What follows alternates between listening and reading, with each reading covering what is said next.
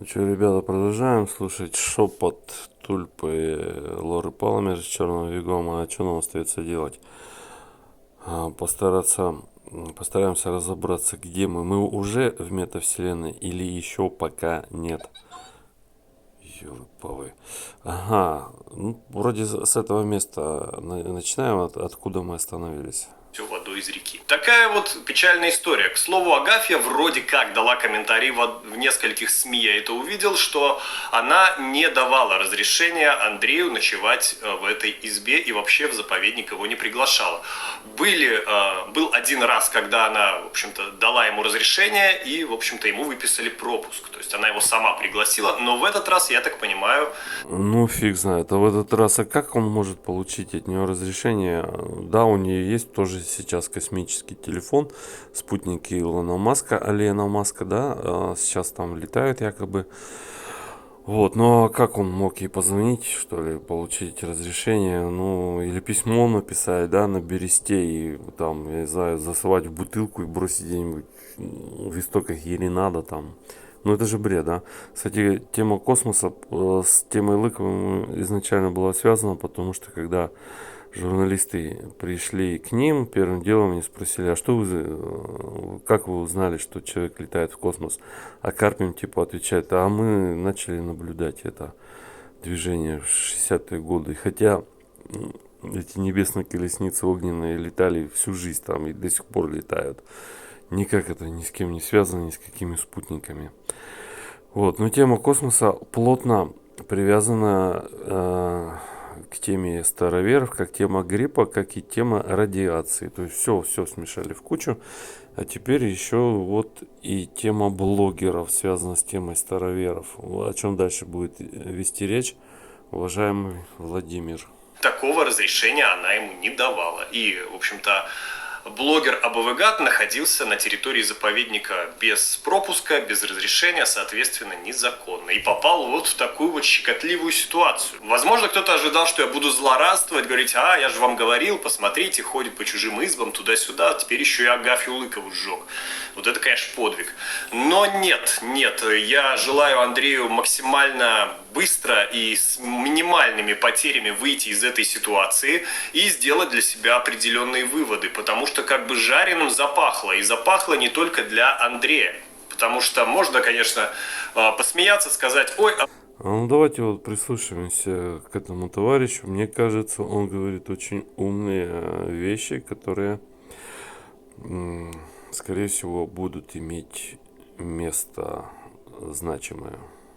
Абовегат, вот он какой неудачник, сжег Агафью Лыкову. Но последствия от вот этой вот ситуации могут коснуться достаточно большого количества людей, туристов, блогеров, и может эта ситуация всем нанести вред. Почему? Потому что это прецедент. И когда в следующий раз Ну вот какой... смотрите, если Андрей участвовал в спектакле по поджогу, на что похоже, ну, спектакль, значит, он участвует вот в этой провокации против YouTube-блогеров, которые уже давно готовят власти века сего, да, давно они уже там, уже начали садить блогеров, о чем сейчас тоже будет сказано. Ну ладно, в общем, постараюсь поменьше перебивать Владимира в этом случае.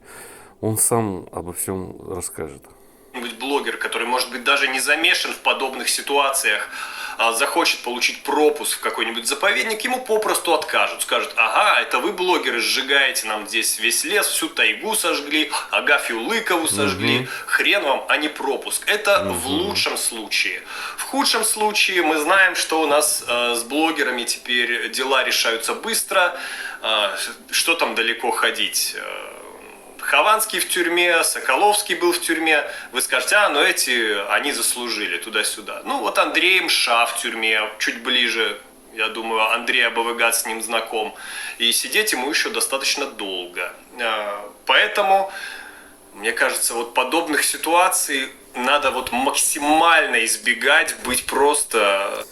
Ну, геймеры, да, так называемые ребята, которые играют в Майнкрафт и в игрушки, даже до них добираются. Ну, почему? Потому что этот мир тесно связан и с YouTube, и с другими платформами, где транслируются игры. игры. Вот я сейчас даже сам думаю, какую игру бы выбрать, поиграть.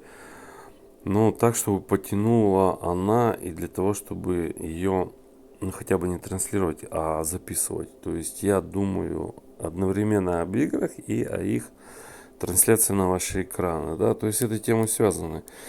И вот сейчас ребята сажают этих, которые там взрывают якобы несуществующие здания каких-то там организаций, названия которых внутри буквы.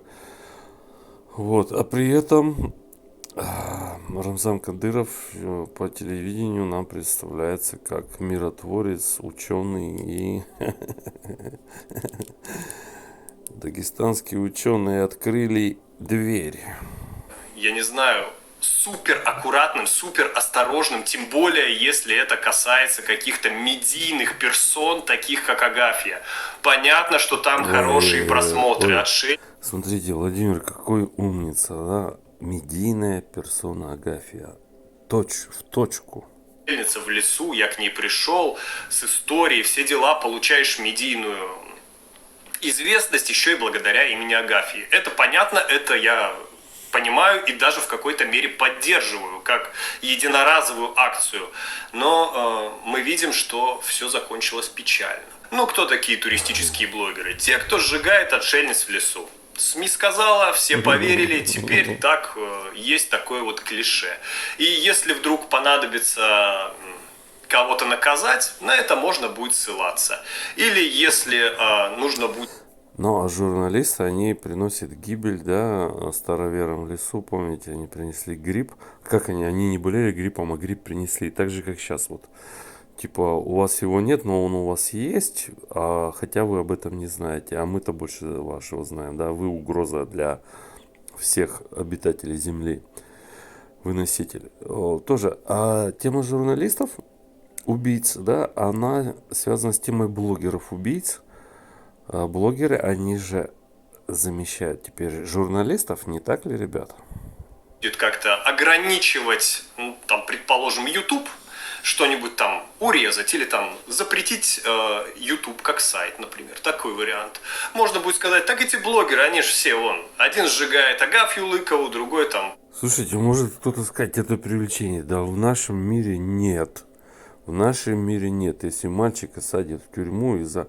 Ну, может, это тоже фейковая новость. Ну, то есть из метавселенной. Я ничего говорю, ну, прецедент, да, вот. Мальчика садят в тюрьму за то, что он собирался взорвать несуществующее здание в несуществующем мире. С покемонами скачет, третий вообще террорист. Нафиг они вам нужны? Давайте-ка не смотрите это, смотрите только центральное телевидение. Примерно представляю себе ситуацию. Я ночевал и в старых домах, и в избах, где были старые печи, и даже несколько раз приходилось эту печь ремонтировать. Ведро надевали сверху на трубу, чтобы она не соприкасалась. Ну, вот здесь Владимир меня насторожило его слова, как можно было одеть ведро на трубу, чтобы труба не соприкасалась. Так, с крышей, да, это что они раскопали крышу, с крышей 2 раза соприкасается труба, и как можно раскалить так трубу, чтобы она раскалилась до красного коленя хотя бы, да. Ну, просто Unreal. Этого не представляю. Единственное, что представляю, это зола с золой. Поэтому чистят трубы, чтобы зола не вылетала разгоряченная и не оседала на крыше. Но от самой трубы они загореться, я, ну, первый раз я услышал об этом, первый раз. Я не встречался с такими трубами, в основном, ну, у бабушки русская печь была, да, ну, там речь шла только о золе, что горящая зола может поджечь здание, ну, уже сверху, как раз крышу. С крышей. Я понимаю, что печка старая, крыша загорелась. Скорее всего, Андрей в этой ситуации не виноват. Но вот так сложились обстоятельства, и как бы тень брошена, так или иначе. Поэтому я желаю Андрею максимально... Как тень брошена, там уголовка, ё-моё, это прямо не тень, а, ну, как это у них называется? Обвинения. Обвинения. Дистанцироваться от подобных ситуаций, какое-то время хотя бы не нарушать правила заповедников. Я так понимаю, что он делает это не первый раз, и тем более снимать на видео добычу ресурсов в природоохраняемой зоне, это как, не знаю, самому себе дело писать. Это странно. Кстати, Андрей не единственный, кто приезжает к Агафье, у нее достаточно часто бывают гости, она вот там не прям так, чтобы годами сидит отшельницей, и к ней в прошлом году, по-моему, если я не ошибаюсь, приезжала еще одна блогерша, я не знаю имени, не буду врать, в СМИ, может, и упоминалось, но я не запомнил. Но факт состоит в том, что она приезжала в момент пандемии, в момент всеобщего карантина, да. И, разумеется, она была не вакцинирована. Вот, к Агафье Лыковой решила съездить, почему бы и нет, заразить ее немножко ковидом. Я напомню, что вся семья Лыковых, кроме Агафьи, умерла после встречи, собственно, с геологами. Они... Вот этот Владимир, он повторяет вот эти новости Советского Союза еще, да, ТАСС уполномочен сообщить, он повторяет их как данность, как будто бы он ни разу не сомневался в том, что говорят об этом деле. Жили 40 лет отшельниками в тайге. В 60-е, если я не ошибаюсь, то ли в 60-е, то ли в 70-е их находят геологи. И сначала умирают два брата Агафьи Лыковой, потом умирает ее мать, потом умирает ее отец. В общем-то, они жили в изоляции, иммунитета у них не было. И геологи вот принесли им такие подарки цивилизации в виде вирусов и гриппов. Так что ехать к такой персоне в момент всеобщего карантина, мне кажется, это просто какое-то кощунство. Но это исключительно мое мнение. Я всего лишь хотел озвучить эту новость. Ни в коем случае не злорадствую по поводу этой печальной ситуации, в которую попал АБВ-ГАТ. Андрею желаю поскорее из вот этой неприятной истории выкрутиться и дать какие-то свои комментарии, рассказать. Ой, я ошибся, ролик о пожаре выйдет сегодня, а не 14 февраля. Вот что значит 48 часов непрерывного монтажа. Ёлы-пал, ну спасибо, это подарок. Опять я же готовился завтра. Это что, мне сегодня все надо будет делать? Елки-палки. А когда? А когда? Пока нету еще, да, но будем следить. Все как было, я думаю, что он с этим справится. Вторая новость печальнее, гораздо печальнее. В первой новости у нас никто не пострадал, кроме старых сараев Агафьи Лыковой. В этой новости погибло 2 человека, 4 ранено. В Карпатах туристы в горах развели костер. Вот, ребят, сейчас давайте послушаем, ну и на этом уже закончим.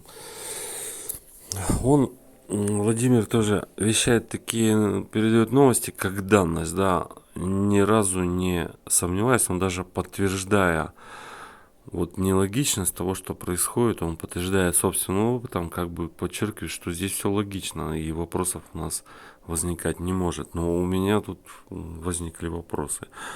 Из какой вселенной вещает Владимир? И получилось так, что костер они развели на бомбе, которая лежала в этих горах с Первой мировой войны. Понимаете, они насколько вот эти цеховики, насколько они культивируют древность и официальную историю, которую они признают правдивой, да, и не терпят, когда задают вопросы по этой истории, и они реально 40 пишут тем, кто сомневается в их изложении. Причем они сами меняют историю войн прямо на ходу. Еще в Советском Союзе меняли историю войны, чем возмущались тихо ветераны. Потом, после перестройки, да, и история гражданской войны изменилась и так далее. А где правда-то, да? А ее нет, и поэтому мы имеем право сомневаться хотя бы на основании того, что история постоянно меняется, да. И мы постоянно должны, соответственно, сомневаться в ней. Ну, а Владимир почему-то не сомневается. И вот такой подход, да, вот мы видим, что туризм, он связан с такими главными мемами, эгрегорами, да, древность этого мира и так далее и тому подобное. Сейчас, секунду. Древность этого мира и так далее и тому подобное. В общем-то, произошел взрыв, 2 парня погибли на месте, 4 человек еще ранено. В общем, ужасная ситуация. Давайте прочитаю новость, чтобы было яснее. Вечером 15 сентября в Ивано-Франковской области на горе Подберды, вблизи села Вороненко. Ребят, посмотрите, как выглядит Западная Украина, Карпаты, да, там все такое. Я там думал, там леса древние, в которых там водились нимфы и так далее. Вот эти сказки-то европейские, да, 3 орешка для Золушки и так далее. Но мы видим перед собой опять глиняную пустыню.